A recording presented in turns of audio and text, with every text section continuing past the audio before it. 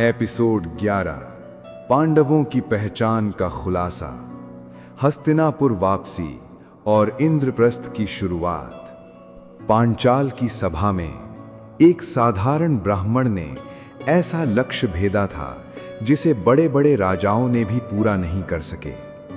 लेकिन किसी को पता नहीं था कि वो साधारण ब्राह्मण असल में कौन था। जब ये समाचार हस्तिनापुर पहुंचा तो पूरे राजमहल में हलचल मच गई। पांडव जीवित थे, जिन्हें दुर्योधन लाक्षागृह की आग में मृत समझ चुका था। वे अब द्रौपदी के साथ सबके सामने खड़े थे। धृतराष्ट्र के लिए ये समाचार आश्चर्य और चिंता दोनों लेकर आया। दुर्योधन के चेहरे का रंग उड़ गया। शकुनी कुछ क्षण तक मौन रहा, क्योंकि जिसे वे रास्ते से हटा चुके थे वही पांडव अब पहले से भी अधिक शक्तिशाली होकर लौट रहे थे। लेकिन हस्तिनापुर लौटने के बाद पांडवों को उनका पुराना राज्य मिलेगा या कौरव एक बार फिर कोई नई चाल चलेंगे?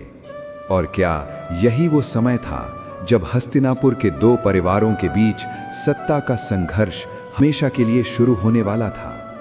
अब शुरू होती है महाभारत की वो कहानी जहां पांडवों की वापसी हस्तिनापुर के भविष्य को बदलने वाली थी। द्रौपदी के स्वयंवर के बाद पांडव अभी भी ब्राह्मणों के वेश में थे, लेकिन उनका पराक्रम देखकर कई लोगों को संदेह हो चुका था, विशेषकर पांचाल के राजा द्रुपद को। उन्हें विश्वास होने लगा था कि ये साधारण ब्राह्मण नहीं हो सकते।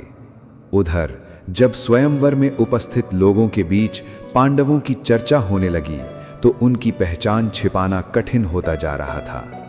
तभी एक ऐसा व्यक्ति उनके पास पहुंचा जिसे पांडवों की वास्तविक पहचान का ज्ञान था। धीरे धीरे सच्चाई सामने आने लगी। ये पांचों ब्राह्मण कोई और नहीं बल्कि कुंती के पुत्र पांडव थे।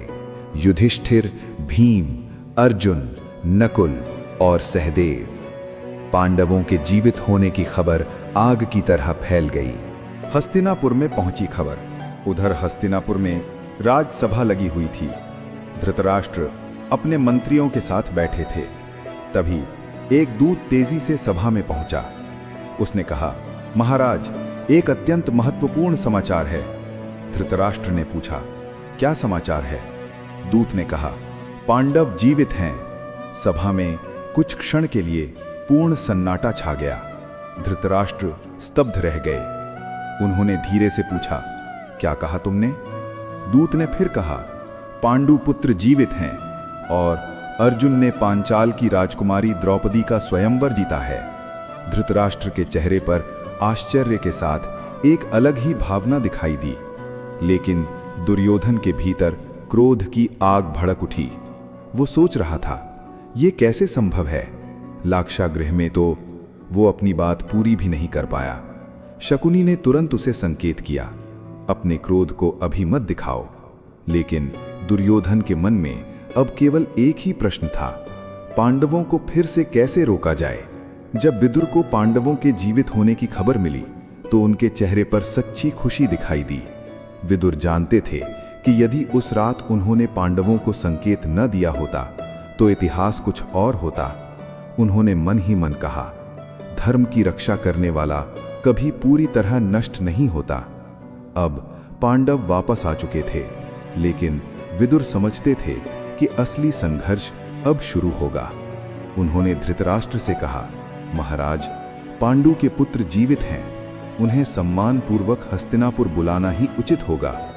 धृतराष्ट्र कुछ देर मौन रहे, क्योंकि एक ओर थे उनके अपने पुत्र और दूसरी ओर उनके भाई पांडु के पुत्र। राजनीति का ये संघर्ष अब परिवार के भीतर पहुंच चुका था। दुर्योधन अपने कक्ष में शकुनी के साथ बैठा था। उसकी आंखों में क्रोध साफ दिखाई दे रहा था। उसने कहा, मामा, अगर पांडव वापस आ गए तो मेरा क्या होगा? शकुनी ने शांत स्वर में कहा, अभी कुछ भी समाप्त नहीं हुआ है। युद्ध हमेशा तलवार से नहीं जीता जाता। कभी कभी एक चाल पूरी जिंदगी बदल देती है। दुर्योधन ने पूछा, तो अब क्या करें? शकुनी मुस्कुराया, लेकिन उसने तुरंत कोई उत्तर नहीं दिया।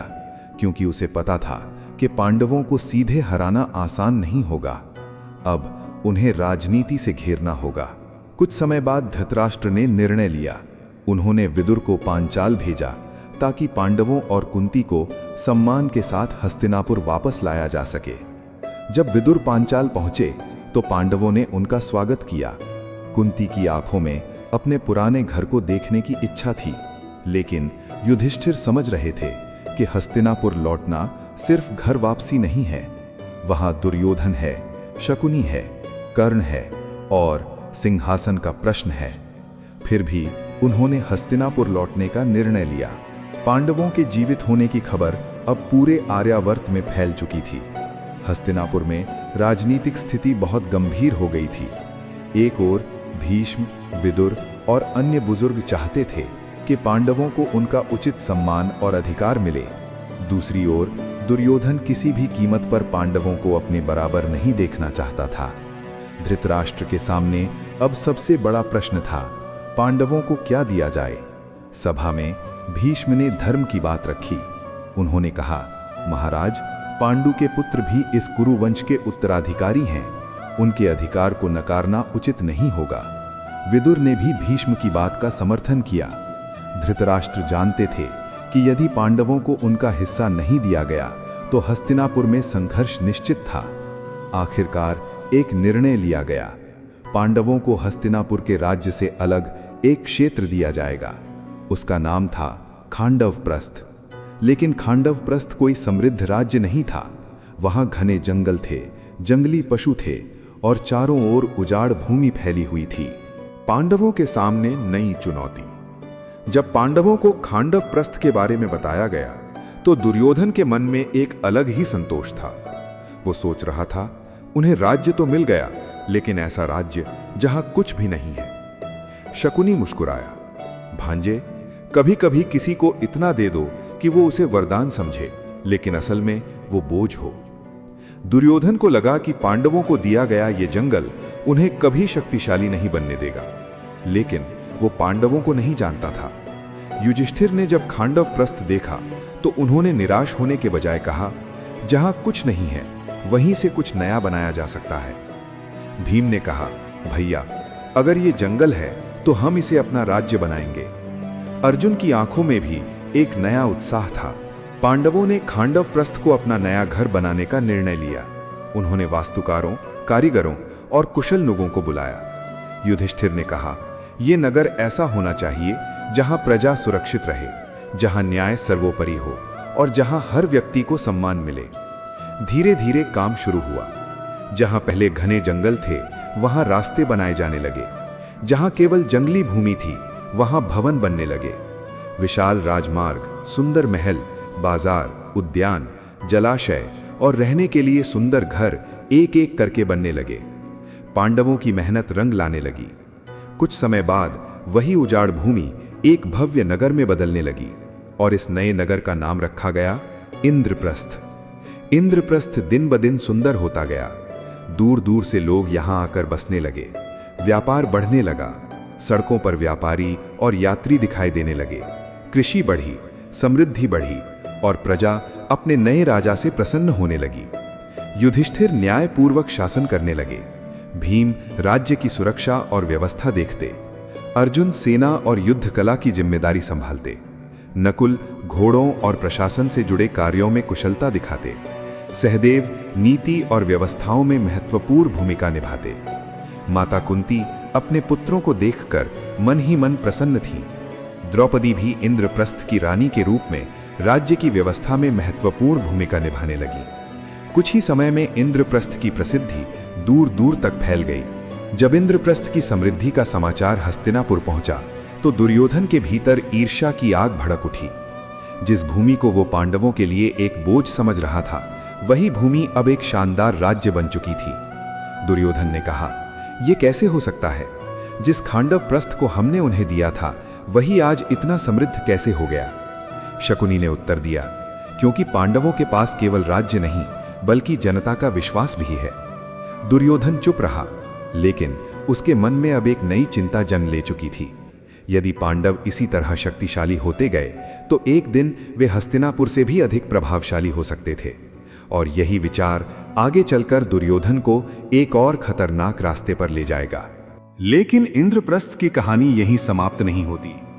पांडवों के जीवन में जल्द ही एक ऐसा व्यक्ति प्रवेश करेगा जो उनके राज्य को अद्भुत वैभव प्रदान करेगा। उसका नाम था मयासुर, और उसके द्वारा बनाया जाने वाला एक अद्भुत राजसभा भवन आगे चलकर दुर्योधन के जीवन में ऐसी घटना का कारण बनेगा जिससे उसकी ईर्ष्या घृणा में बदल जाएगी, और फिर शुरू होगा जुए का खेल। लेकिन उससे पहले इंद्रप्रस्थ में होने वाली एक महान घटना पूरी कहानी की दिशा बदल देगी। इंद्रप्रस्थ अब एक साधारण नगर नहीं रहा था। जहां कभी घना जंगल हुआ करता था, वहीं अब भव्य महल और सुंदर राजमार्ग दिखाई देते थे। पांडवों की बढ़ती शक्ति देखकर दूर दूर के राजा भी उनसे संबंध स्थापित करना चाहते थे। इसी समय द्वारका से एक महान अतिथि इंद्रप्रस्थ पहुंचे। वे थे श्री कृष्ण। कृष्ण के आगमन का समाचार मिलते ही पांडव स्वयं उनका स्वागत करने पहुंचे। अर्जुन और कृष्ण एक दूसरे को देखकर अत्यंत प्रसन्न हुए। भीम ने कृष्ण को गले लगाया। युधिष्ठिर ने सम्मान पूर्वक उनका स्वागत किया। कृष्ण मुस्कुराकर बोले, धर्मराज, जिस भूमि को आपने अपने परिश्रम से बनाया है वो एक दिन पूरे आर्यावर्त में प्रसिद्ध होगी। लेकिन कृष्ण ये भी जानते थे कि पांडवों की समृद्धि कौरवों के मन में ईर्ष्या को और बढ़ाएगी। कृष्ण और अर्जुन बहुत जल्दी गहरे मित्र बन गए। दोनों घंटों राजनीति, युद्ध और धर्म पर चर्चा करते। कृष्ण अर्जुन से कहते, पार्थ, शक्ति केवल शस्त्रों में नहीं होती, सच्ची शक्ति सही समय पर सही निर्णय लेने में होती है। अर्जुन कृष्ण की बातों को ध्यान से सुनते। उन्हें पता नहीं था कि यही मित्रता आगे चलकर कुरुक्षेत्र के मैदान में पूरे संसार को गीता का ज्ञान देने वाली है। लेकिन अभी महाभारत की कथा उस महान युद्ध से बहुत दूर थी। एक दिन कृष्ण और अर्जुन इंद्रप्रस्थ के आसपास के क्षेत्र में घूम रहे थे। तभी उनके सामने एक रहस्यमय व्यक्ति आया। उसने कहा, मुझे बहुत भूख लगी है। कृष्ण और अर्जुन ने पूछा, आप कौन हैं? तब उस व्यक्ति ने अपना वास्तविक रूप प्रकट किया। वे थे अग्निदेव। अग्निदेव ने कहा, मैं खांडव वन को भस्म करना चाहता हूं, लेकिन इंद्रदेव बार बार वर्षा करके मेरी अग्नि को बुझा देते हैं। अग्निदेव ने अर्जुन और कृष्ण से सहायता मांगी। अर्जुन ने कहा, यदि ये धर्म के विरुद्ध नहीं है तो हम आपकी सहायता करेंगे। अग्निदेव ने अर्जुन को दिव्य अस्त्र और एक अद्भुत धनुष प्रदान किया। वही धनुष था गांडीव। इसके साथ अर्जुन को दिव्य बाण और एक दिव्य रथ भी प्राप्त हुआ। कृष्ण को भी दिव्य शस्त्र प्राप्त हुए। अब दोनों मित्र एक महान घटना के लिए तैयार थे। अग्निदेव ने खांडव वन को चारों ओर से घेर लिया। अचानक घने जंगल में भयंकर आग फैलने लगी। आकाश लाल हो गया। अग्नि की विशाल लपटें पेड़ों को घेरने लगी। इंद्रदेव को जब ये पता चला तो उन्होंने घने बादलों को बुला लिया। आसमान से मूसलाधार वर्षा होने लगी। लेकिन अर्जुन ने अपना गांडीव उठाया। उन्होंने ऐसे बाण चलाए कि वर्षा की धाराएं वन तक पहुंच ही नहीं सकीं। कृष्ण भी अपनी शक्ति से अग्निदेव की रक्षा कर रहे थे। इंद्र ये देखकर क्रोधित हो उठे। लेकिन जब उन्होंने देखा कि अर्जुन कोई साधारण योद्धा नहीं, तो उनका क्रोध आश्चर्य में बदल गया। इसी खांडव वन में एक महान दानव वास्तुकार रहता था। उसका नाम था मयासुर। वो अत्यंत कुशल वास्तुकार था। जब खांडव वन में आग लगी तो मयासुर अपना जीवन बचाने के लिए भागने लगा। अंततः वो अर्जुन के सामने पहुंचा। उसने कहा, हे वीर, मेरा जीवन बचा लीजिए। अर्जुन ने उसकी ओर देखा। उन्होंने उसे जीवन दान दे दिया। मयासुर अर्जुन का ऋणी हो गया। उसने कहा, आपने मुझे जीवन दिया है, मैं आपके लिए ऐसा भवन बनाऊंगा जिसे देखकर पूरा संसार आश्चर्यचकित रह जाएगा। युधिष्ठिर ने मयासुर की कला को स्वीकार किया और यहीं से जन्म हुआ उस अद्भुत सभा का जिसे आगे चलकर मय सभा के नाम से जाना गया। मायासुर ने बनाई अद्भुत सभा। मायासुर ने अपना वचन निभाना शुरू किया। इंद्रप्रस्थ में एक ऐसी सभा का निर्माण होने लगा जिसकी कल्पना भी साधारण मनुष्य नहीं कर सकता था। विशाल स्तंभ, रत्नों से सजे द्वार, चमकते हुए फर्श, अद्भुत वास्तुकला और ऐसी संरचनाएं जिन्हें देखकर आंखों को सच और भ्रम में अंतर करना कठिन हो जाता। कई महीनों की मेहनत के बाद मय सभा तैयार हुई। जब युधिष्ठिर ने पहली बार उस सभा को देखा तो वे भी आश्चर्यचकित रह गए। भीम ने कहा, ऐसी सभा तो मैंने कभी नहीं देखी। अर्जुन ने मायासुर की ओर देखकर कहा, तुमने सचमुच अपना वचन पूरा किया। मायासुर ने सिर झुकाकर कहा, यह उस जीवन का छोटा सा ऋण है जो आपने मुझे दिया था। अब इंद्रप्रस्थ की प्रसिद्धि पूरे आर्यावर्त में फैलने लगी। दूर दूर के राजा युधिष्ठिर से मिलने आने लगे। प्रजा सुखी थी, व्यापार बढ़ रहा था, राज्य समृद्ध हो रहा था और पांडवों की प्रतिष्ठा दिन ब दिन बढ़ती जा रही थी। लेकिन हस्तिनापुर में इस समृद्धि को देखकर एक व्यक्ति बिल्कुल खुश नहीं था। वो था दुर्योधन। जब उसे पता चला कि इंद्रप्रस्थ में एक ऐसी सभा बनी है जिसकी तुलना स्वर्ग की सभा से की जा रही है, तो उसके मन में ईर्ष्या और भी बढ़ गई। उसने मन ही मन कहा, जो कुछ मेरा होना चाहिए था वो सब पांडवों के पास क्यों है। शकुनी ने दुर्योधन के मन को पढ़ लिया। वो बोला, भांजे, यदि तुम्हें उनका वैभव पसंद नहीं तो उसे छीनने का रास्ता भी है। दुर्योधन ने उसकी ओर देखा। कौन सा रास्ता? शकुनी की आंखों में चालाकी की चमक थी, लेकिन उसने अभी अपना पूरा रहस्य नहीं बताया। कुछ समय बाद दुर्योधन और कई कौरव इंद्रप्रस्थ पहुंचे। वे मय सभा को देखने आए थे। जैसे ही दुर्योधन ने सभा में प्रवेश किया, वो उसकी भव्यता देखकर कुछ क्षणों के लिए स्तब्ध रह गया। सोने और रत्नों से सजे भवन, अद्भुत फर्श, विशाल द्वार और ऐसी वास्तुकला जो उसने पहले कभी नहीं देखी थी। उसके मन में एक ही भावना थी, ईर्ष्या। वो सोच रहा था, पांडवों के पास इतना वैभव और मेरे पास क्यों नहीं। मैं सभा की विशेष रचना के कारण कई स्थानों पर जल और भूमि का भ्रम पैदा होता था। दुर्योधन एक स्थान पर जल को भूमि समझकर आगे बढ़ा और जहां उसे भूमि की आशा थी वहां पानी निकला। सभा में उपस्थित लोगों में हंसी फैल गई। दुर्योधन को यह घटना बहुत अपमानजनक लगी। उसका चेहरा क्रोध से लाल हो गया, लेकिन वो कुछ कहे बिना वहां से आगे बढ़ गया। ईर्ष्या ने लिया बदले का रूप। उस दिन इंद्रप्रस्थ से लौटते समय दुर्योधन बिल्कुल शांत था, लेकिन उसके भीतर भयंकर तूफान चल रहा था। उसने शकुनी से कहा, मामा, मैं पांडवों का यह वैभव सहन नहीं कर सकता। शकुनी ने उत्तर दिया, तो फिर उन्हें युद्ध में हराने की आवश्यकता नहीं। दुर्योधन ने पूछा, फिर कैसे? शकुनी मुस्कुराया, जिस खेल में तलवार की जरूरत नहीं पड़ती उस खेल में मैं तुम्हारे लिए जीत सकता हूं। दुर्योधन समझ गया कि शकुनी द्यूत यानी जुए की बात कर रहा है, और यहीं से महाभारत के सबसे खतरनाक अध्यायों में से एक की नींव रखी जाने लगी। लेकिन इंद्रप्रस्थ की कहानी में अभी एक और महान अध्याय बाकी था। युधिष्ठिर की इच्छा थी कि वे राजसूय यज्ञ करें, लेकिन राजसूय यज्ञ के लिए केवल धन और शक्ति पर्याप्त नहीं थी। आर्यावर्त के अनेक शक्तिशाली राजाओं पर अपना प्रभाव स्थापित करना आवश्यक था। युधिष्ठिर ने अपने भाइयों से चर्चा की। अर्जुन, भीम, नकुल और सहदेव चारों दिशाओं में राजाओं से मिलने के लिए निकलने वाले थे। लेकिन एक ऐसा राजा था जो इतना शक्तिशाली था कि जब तक उसका सामना नहीं किया जाता तब तक राजसूय यज्ञ की राह कठिन थी। उसका नाम था जरासंध, मगध का शक्तिशाली राजा जिसके पास विशाल सेना थी। और कृष्ण भी जानते थे कि जरासंध का अंत राजसूय यज्ञ से पहले अत्यंत आवश्यक है। अब कृष्ण, भीम और अर्जुन मगध की ओर यात्रा करेंगे। वहां भीम और जरासंध के बीच होगा एक ऐसा मल्ल युद्ध जो कई दिनों तक चलेगा। क्या भीम जरासंध जैसे शक्तिशाली राजा को हरा पाएंगे? और राजसूय यज्ञ के बाद दुर्योधन और शकुनी कौन सी ऐसी चाल चलेंगे जो पांडवों का पूरा जीवन बदल देगी? इंद्रप्रस्थ में राजसूय यज्ञ की तैयारी शुरू हो चुकी थी, लेकिन श्री कृष्ण जानते थे कि यह कार्य इतना आसान नहीं होगा।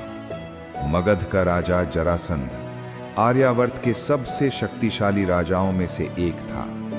उसने अनेक राजाओं को अपने अधीन कर रखा था। कई राजा उसके कारागार में बंदी थे। जब तक जरासंध जीवित था तब तक युधिष्ठिर का राजसूय यज्ञ पूर्ण रूप से सफल होना कठिन था। कृष्ण ने युधिष्ठिर से कहा, राजसूय यज्ञ से पहले जरासंध का सामना करना आवश्यक है। भीम तुरंत आगे आए। उन्होंने कहा, यदि युद्ध करना है तो मैं तैयार हूं। अर्जुन भी उनके साथ खड़े हो गए। कृष्ण मुस्कुराए। अब 3 महान योद्धा एक कठिन यात्रा के लिए तैयार थे। कृष्ण, अर्जुन और भीम ब्राह्मणों का वेश धारण करके मगध की राजधानी पहुंचे। जरासंध ने उन तीनों अतिथियों का स्वागत किया, लेकिन उसे कुछ अजीब लगा। उनकी चाल, उनका शरीर और उनकी आवाज साधारण ब्राह्मणों जैसी नहीं थी। जरासंध ने पूछा, आप लोग कौन हैं? कृष्ण ने शांत स्वर में कहा, हम तुम्हारे सामने अपनी पहचान छिपाने नहीं आए। कुछ ही क्षणों बाद जरासंध समझ गया कि उसके सामने कृष्ण, भीम और अर्जुन खड़े हैं। उसके चेहरे पर क्रोध दिखाई दिया, लेकिन वो पीछे हटने वाला नहीं था। उसने कहा, यदि युद्ध चाहते हो तो मैं तैयार हूं। जरासंध ने भीम को अपना प्रतिद्वंद्वी चुना। दोनों युद्ध भूमि में आमने सामने खड़े हुए। एक ओर कुंती का पुत्र भीम, दूसरी ओर मगध का शक्तिशाली राजा जरासंध। मल्ल युद्ध शुरू हुआ। पहला दिन दोनों बराबरी पर रहे, दूसरा दिन, फिर तीसरा, चौथा, पांचवा। समय बीतता गया, लेकिन किसी की शक्ति कम नहीं हुई। दोनों योद्धा एक दूसरे को उठाकर भूमि पर पटकते, फिर उठते और दोबारा युद्ध करते। कृष्ण और अर्जुन मौन होकर ये युद्ध देखते रहे। जरासंध की शक्ति असाधारण थी, लेकिन भीम भी पीछे हटने वाले नहीं थे। कई दिनों तक मल्ल युद्ध चलता रहा। एक समय भीम ने जरासंध को पूरी शक्ति से पकड़ लिया, लेकिन उसे हराना इतना आसान नहीं था। तभी कृष्ण ने एक संकेत किया। उन्होंने एक छोटी सी लकड़ी उठाई और उसे बीच से दो भागों में चीर दिया। फिर दोनों हिस्सों को एक दूसरे से विपरीत दिशाओं में फेंक दिया। भीम कृष्ण का संकेत समझ गए। उन्होंने जरासंध को दो हिस्सों में विभाजित कर दिया और उनके दोनों हिस्सों को विपरीत दिशाओं में फेंक दिया। इस बार जरासंध फिर से नहीं जुड़ सका। मगध का शक्तिशाली राजा जरासंध मारा गया। जरासंध के अंत के बाद उसके कारागार खोले गए। वहां बंदी बनाए गए अनेक राजाओं को मुक्त कर दिया गया। वे सभी कृष्ण, भीम और अर्जुन के सामने आए। उनके चेहरों पर वर्षों बाद स्वतंत्रता की खुशी थी। उन्होंने कहा, आपने हमें जीवन दिया है। कृष्ण ने कहा, अब आप स्वतंत्र हैं।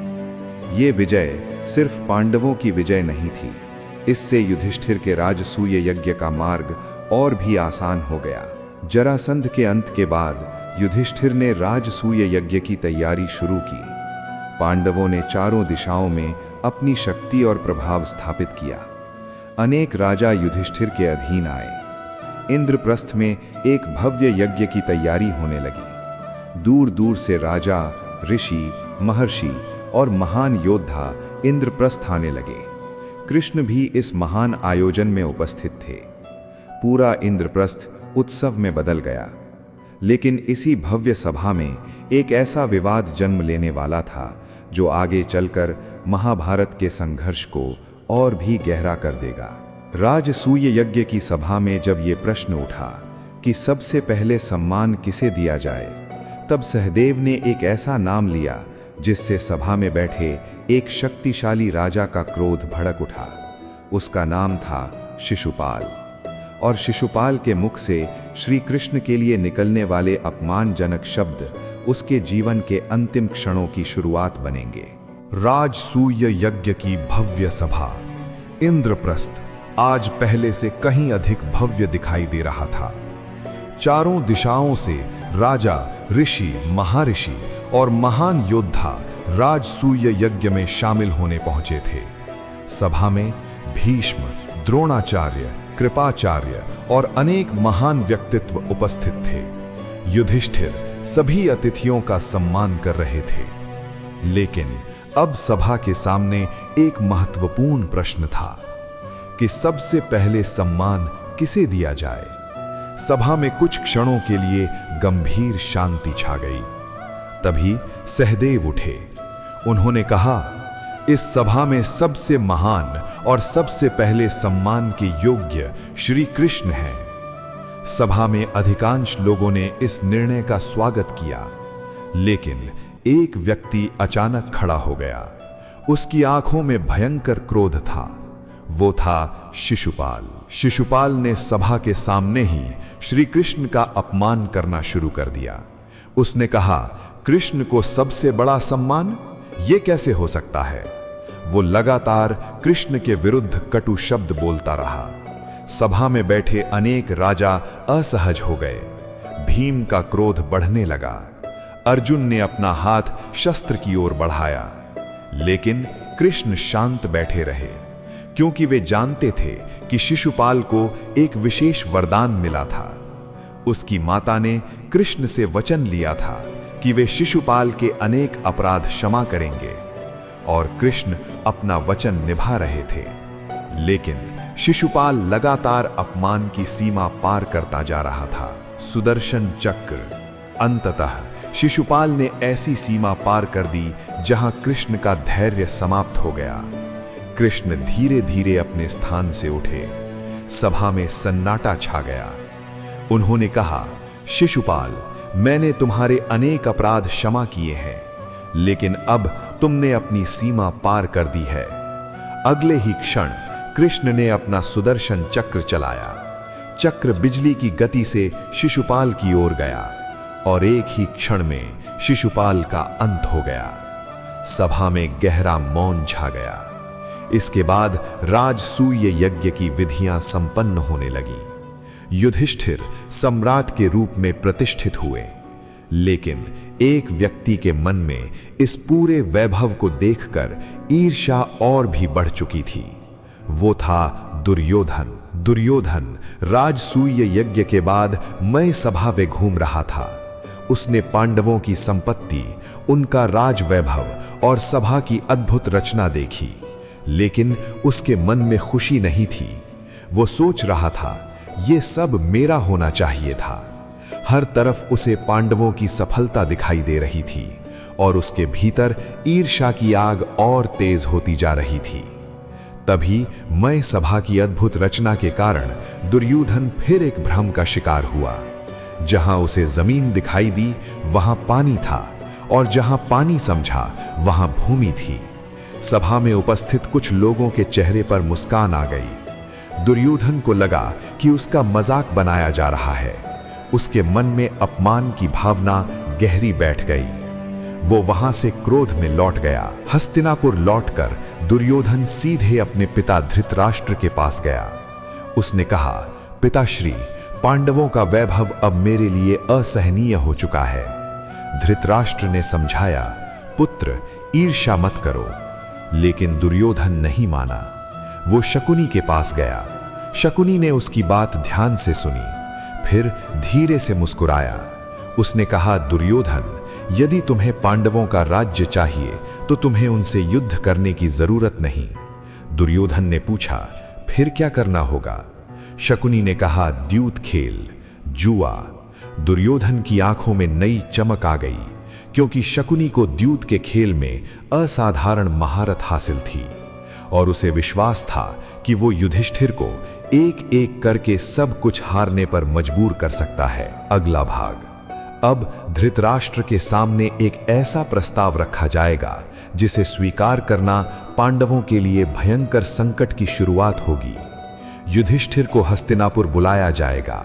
वहां शकुनी पासे उठाएगा और एक ऐसा खेल शुरू होगा जिसमें दांव पर लगेगा धन, राज्य, भाई और अंत में द्रौपदी।